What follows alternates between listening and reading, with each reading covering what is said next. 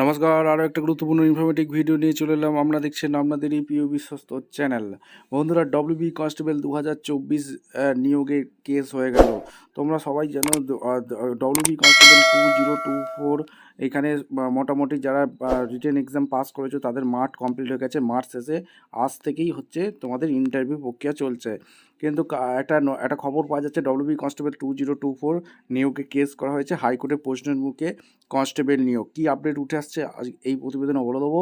অবশ্যই খুব গুরুত্বপূর্ণ ইনফরমেটিভ হতে যাচ্ছে, কেউ ভিডিওটা মিস করবে না। যতগুলো গ্রুপে আছে সব শেয়ার করে দাও, স্টেপ টু স্টেপ এবং আপডেটগুলো তোমাদের সামনে তুলে ধরছি।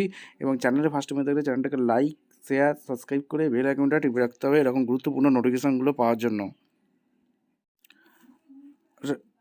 আচ্ছা, কী আপডেট উঠে আসছে তোমাদের সামনে তুলে ধরছি। West Bengal police recruitment constable নিয়োগ প্রশ্ন হাইকোর্টে প্রশ্ন তুলে দিয়েছে। নম্বর বিভাজন ছাড়াই তালিকা কেন, এই প্রশ্নটা তুলেছে হাইকোর্টে প্রশ্নের মুখে। কনস্টেবল নিয়োগের লিখিত পরীক্ষা 60,000 জনকে বাছাই পরে প্রায় 12,000 শূন্যপদের নিয়োগ তালিকা প্রকাশ।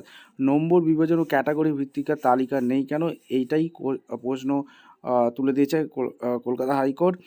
কী আপডেট উঠে আসছে তোমাদের সামনে আলোচনা করছি, ভিডিওটা মনোযোগ দিয়ে দেখো। দেখো এই কেস করা তোমরা খুব চিন্তায় আছো। তোমরা চিন্তা করছো যে নিয়োগ কি স্থগিত হয়ে যাবে, এটা একটা চিন্তা করছো। তোমাদেরকে বলে রাখি প্রথমেই যে এখানে কোনো রকম ব্যাপার নেই যে নিয়োগ স্থগিত হবে। তোমরা যথারীতি যারা মাঠ পাস করেছো এবং তোমাদের কি ইন্টারভিউ হচ্ছে, রানিং হবে, কোনো ভয় পাওয়ার দরকার নেই। এখানে তোমাদের রাজ্য সরকারের সাথে সমস্ত তথ্য আছে, অর্থাৎ ডব্লিউপিআরবি বোর্ডে সমস্ত কিছু তথ্য অলরেডি আছে। এরা কিন্তু 3 তারিখ কলকাতা হাইকোর্টে জমা দিলেই সমস্ত ক্লিয়ার হয়ে যাবে, ঠিক আছে? ভয় পাওয়ার কোনো দরকার নেই। ভিডিওটা ইনফরমেটিভ মনে হলে আমাদের চ্যানেলে যারা ফার্স্ট টাইম এসছো ঝটপট চ্যানেলকে সাবস্ক্রাইব করে বেল আইকনটা টিপে রাখো। দেখা হচ্ছে কোনো পরবর্তী ভিডিও। ধন্যবাদ।